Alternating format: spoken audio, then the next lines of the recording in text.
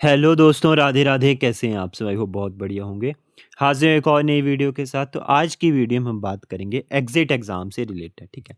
तो एक बहुत जो अफवाह उड़ाई जा रही है, जिसको हम बोल सकते हैं कि एग्जिट एग्ज़ाम, आप सबको पता है कि एग्जिट एग्ज़ाम से रिलेटेड बहुत सारी नोटिफिकेशंस जो हैं इधर उधर वायरल हो रही हैं, चर्चा में आ रही हैं, है ना।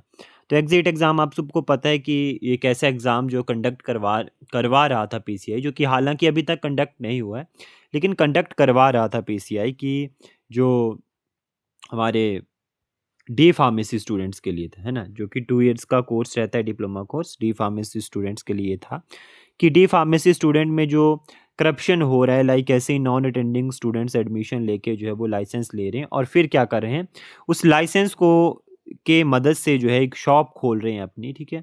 या मेडिकल स्टोर जिसको आप बोलते हैं वो खोलते हैं, वहाँ पे किसी और को बैठा के खुद कोई और जॉब करें। मतलब वो पहले से किसी और जॉब में हैं, लेकिन वो क्या करें, सिर्फ़ एक लाइसेंस जो है वो ले रहे हैं पैसे से, ठीक है? मतलब आप सिर्फ़ फ़ीस दे रहे हो कॉलेज में, वो भी कॉलेज वालों को भी फ़ायदा है भई, कॉलेज वाले डबल फ़ीस लेंगे। 40,000 पर सेमेस्टर है तो कॉलेज वाले 80,000 या 1 लाख रुपए आपसे पर सेमेस्टर ले लेंगे या ईयरली ले लेंगे, है ना? तो वो पैसे लेके वैसे जो है आपसे आपको लाइसेंस दे सॉरी, आपको एक डिप्लोमा दे देते 2 साल का, ठीक है? और डिप्लोमा मिलने के बाद आप लाइसेंस आराम से लेके जो थे वो शॉप खोल लेते। मतलब एक जगह आप किसी अलग पोस्ट में होने की जगह, मतलब आप अलग किसी डिपार्टमेंट में हैं, फिर भी फार्मेसी की शॉप खोल रहे हो। तो उस चीज़ को रोकने के लिए, उस करप्शन को रोकने के लिए, उस धांधली को रोकने के लिए पीसीआई ने एग्ज़िट एग्ज़ाम भई चलाया। लेकिन क्या पीसीआई खुद धांधली से मतलब बची हुई है? क्या पीसीआई में कोई धांधली नहीं हो रही है? तो इसका जवाब मैं नहीं दूँगा, इसका जवाब आप देंगे मुझे कमेंट सेक्शन में कि क्या, कैसे, सब कुछ, ठीक है? लेकिन आज मैं आपका जो डाउट्स हैं उसको क्लियर करने की कोशिश करूँगा, ठीक है? कि क्या जो एग्ज़िट एग्ज़ाम के ऊपर अफ़वाह उड़ाई जा रही है कि 2022 से 2025 ये एग्ज़ाम था। 2022 और 2022 से 2023 सेशन में जिन्होंने एडमिशन ली है और जिनका 2023 से 24 में जो है वो कंप्लीट हो रहा है डिप्लोमा। मतलब 2022 में आपने एडमिशन ले ली, ठीक है? और 2000 फिर आपका जाके 24 में कंप्लीट हो गया डिप्लोमा। तो इन स्टूडेंट्स के लिए एग्ज़िट एग्ज़ाम था। उसके बाद जितने भी रहते हैं, मतलब 2022 के बाद जितने भी शुरू हो गए, 2025 हो गया अभी, इन सब के लिए एग्ज़िट एग्ज़ाम था। अब 2022 से 2024 वाला बैच निकल गया, ठीक है? फिर 2023 में जिन्होंने लिया और 2025 में जिनका वो भी बैच निकल गया। अब एग्ज़िट एग्ज़ाम तो हुआ ही नहीं भई। क्यों नहीं हुआ? फ़ीस इतनी ज़्यादा सी। अब सभी नोटिफ़िकेशन को हम धीरे-धीरे एक बार पढ़ते हैं। सारी आपके डाउट्स क्लियर करने की कोशिश करूँगा। 5 अप्रैल 2024 को एक नोटिफ़िकेशन आता है जी कि एग्ज़िट एग्ज़ाम आपका होगा 5 अक्टूबर 2024 को और अक्टूबर 6, 2024 टेंटेटिव डेट्स दे दी। टेंटेटिव डेट्स तो दे दी, लेकिन क्या किया, ₹5000 फ़ीस रख दी। और सेंटर जो थे एग्ज़िट एग्ज़ाम के वो क्या रख दिए, दूर-दूर रख दिए। कोई नज़दीक-नज़दीक बच्चों को सेंटर नहीं थे। तो इस चीज़ को रोकने के लिए बच्चों ने जो था वो क्या किया, आरटीआई फ़ाइल किया। जैसे भी जो भी ऑब्जेक्शन कर सकते थे उस बेसिस के ऊपर ऑब्जेक्शन किए कि भई हम 5000 जो फ़ीस नहीं भर सकते, है ना? उसके बाद क्या हुआ कि एग्ज़िट एग्ज़ाम को रोक दिया गया कि ठीक है भई, आप 5000 फ़ीस नहीं भर सकते, चलिए ठीक है, रोक दिया। उसके बाद 15 अप्रैल 2024 को एक और नोटिफ़िकेशन आता है, ठीक है। The pharmacy council of India by it's circular, ठीक है, dated clearly mention the student admitted in the, वही बता रहा था मैं, 2022 से 23 में जिन्होंने एडमिशन ली और पास आउट हुए 2023 से 24 में, will not be registered as a pharmacist, ठीक है, जब तक वो जो एग्ज़िट एग्ज़ाम नहीं देते हैं, ठीक है।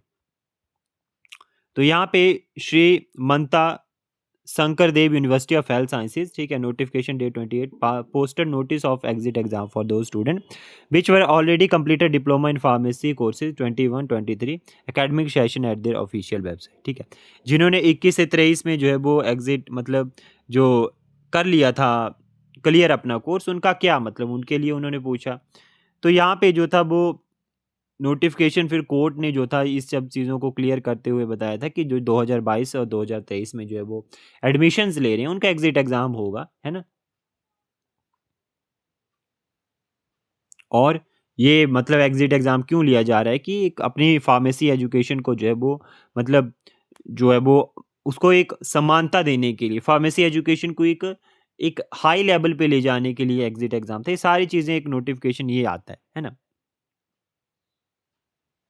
यहाँ पे लिखा था कि the Srimanta Sankardev University of Health Sciences stating that they have no authority to conduct the exit exam student who have passed the diploma course in as per As per the Diploma of Pharmacy Exit Examination Regulation 2000, PCI is only prescribed authority to conduct the diploma in pharmacy exam from time to time. Further, in case any authority other than PCI conduct the examination, it shall be considered a violation of the regulation, will attract legal consequences. ठीक है, तो इन्होंने एक notification ये डाला था कि जिनकी भाई ऑलरेडी कंप्लीट हो चुकी है उनका एग्जिट एग्ज़ाम नहीं होना चाहिए, है ना। जिनकी ऑलरेडी कंप्लीट हो गई है डिप्लोमा, ये सब कुछ इन्होंने लिखा था कि डिप्लोमा जिनका कंप्लीट हो गया उनको उनका एग्जिट एग्ज़ाम नहीं होगा, जिनका नहीं हुआ है उनका होगा। तो ये 2024 में आया था।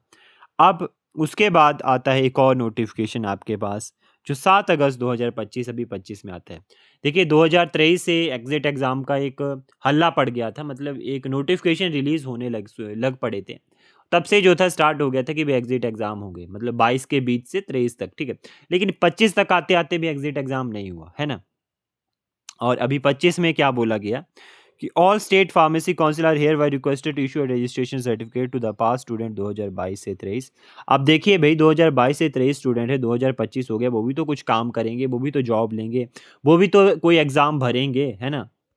तो उनके लिए क्या बोला गया कि टिल द एग्ज़ाम, यहाँ लिखो आप, इस चीज़ को पढ़ो जो ये बोल रहे हैं ना कि एग्ज़ाम नहीं होगा एग्जिट एग्ज़ाम, क्या लिखा है कि issue registration certificate to the student 2022 to 23 admitted batch till the exit exam conducted as per the prescribed condition। जब तक एग्जिट एग्ज़ाम नहीं कंडक्ट होता तब तक आप जो है 2022 से 2023 के स्टूडेंट और 2023 से 2025 वाले बैच वाले स्टूडेंट्स को आप जो है वो क्या दे दो, उनकी रजिस्ट्रेशन कर दो, उनको लाइसेंस दे दो, ठीक है। लेकिन एक और चीज़ अब मैं आपको इसको प्रूफ के साथ क्लियर करूँगा। इन्होंने क्या बोला कि उनको जो है वो आप क्या करो, दे दो, लाइसेंस दे दो या रजिस्ट्रेशन दे दो कि वो जो अपना कोई काम आगे जो है कर सकें, मतलब अपना जो भी फर्दर फ्यूचर में जो भी करना चाहते हैं वो कर सकें। मतलब देखिए अगर उनको रजिस्ट्रेशन सर्टिफिकेट नहीं मिलता है तो वो रजिस्टर्ड फार्मासिस्ट नहीं है ना। तो वो कहीं पे भी जाके जॉब नहीं कर सकते अपनी, है ना। कुछ जगह पे तो होता है कि ले लेते हैं, लेकिन कुछ जगह पे जो है फार्मासिस्ट को विदाउट रजिस्ट्रेशन सर्टिफिकेट जो है वो नहीं लेते, और अकॉर्डिंग लीगली जो है वो विदाउट रजिस्ट्रेशन सर्टिफिकेट आप जॉब नहीं कर सकते, ठीक है। इसलिए जो है बोला गया कि भैया आपको इनको जो है रजिस्ट्रेशन सर्टिफिकेट दे दो। ये सब जो है स्टेट फार्मेसी काउंसिल में ये भेज दिया गया लेटर, है ना।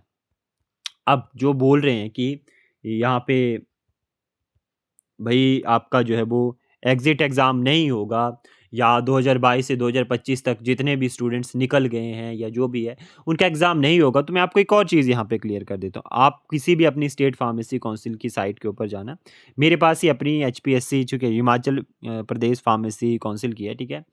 तो मैं अगर इस साइट को अगर आपको खोल के बताऊँ तो यहाँ पे आप देख सकते हैं, यहाँ पे आएगा आपके पास, जैसे आप लॉगिन करोगे, ठीक है। क्योंकि मेरी तो रजिस्ट्रेशन है, तो मैं जैसे लॉगिन करता हूँ यहाँ पे आता है application for new registration application, ठीक है। सेकंड नंबर के ऊपर अगर आप देखेंगे application for new registration application, यहाँ पे अगर आप अप्लाई करते हो, ठीक है। अगर वैसे भी आपकी लॉगिन नहीं हो रहा है, ठीक है, और आप नए हो, कोई भी चेक करना चाहते हो, जाएंगे आप वहाँ पे जो है वो लिखा होगा न्यू रजिस्ट्रेशन, वहाँ पे क्लिक करके आप देखेंगे तो आपको यहाँ पे शो करेंगे कि एक तो हो गया new registration application for D pharmacy, जो पुराने हैं, ठीक है, जिन्होंने नहीं करवाई वो अलग बात है।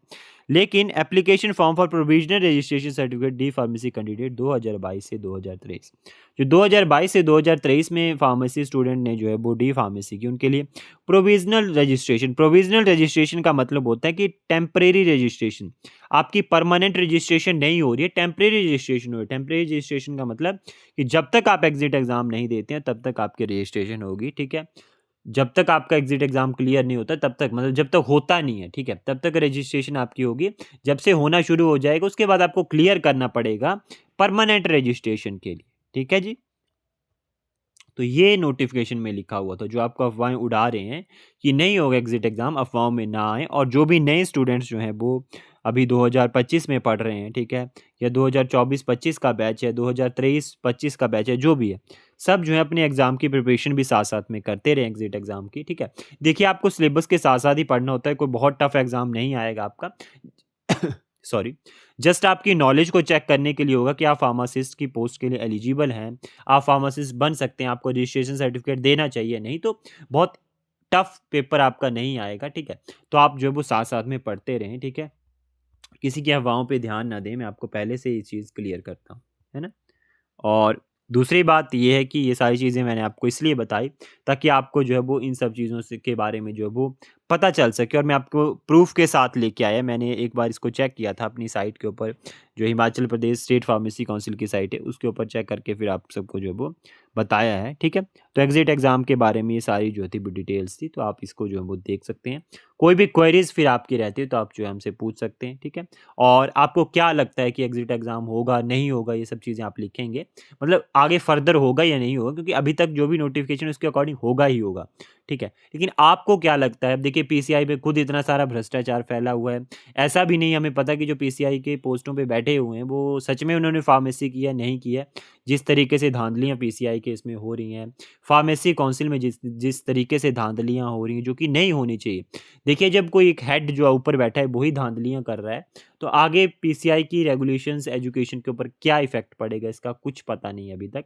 तो कैसे क्या रहेगा ये तो नहीं पता, लेकिन आप सबके क्या विचार हैं, क्या आप सोचते हो इस चीज़ के बारे में? ज़रूर कमेंट सेक्शन में लिखेंगे। मिलते हैं जल्दी नेक्स्ट वीडियो में, और कैसी लगी वीडियो ये भी बताएँगे। तब तक के लिए bye bye, take care, Radhe.